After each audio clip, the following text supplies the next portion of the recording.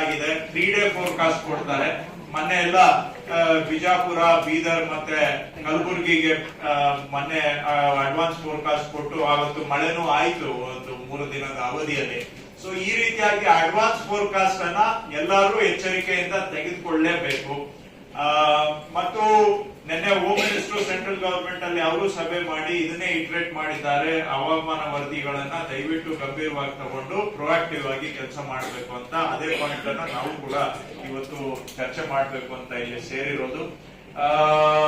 So ಅಂದ್ರೆ short duration ಅಲ್ಲಿ ಮಳೆ ಆಗುವಂತ ಸಾಧ್ಯತೆಗಳು ಇರ್ತವೆ. ಬ್ಯಾಕ್ ಟು ಬ್ಯಾಕ್ 2-3 ದಿನ ಮಳೆ ಆದಾಗ ಅಲ್ಲಿ ಆವಾಗ ಪ್ರವಾಹ ಪರಿಸ್ಥಿತಿ ನಿರ್ಮಾಣ ಆಗುತ್ತೆ.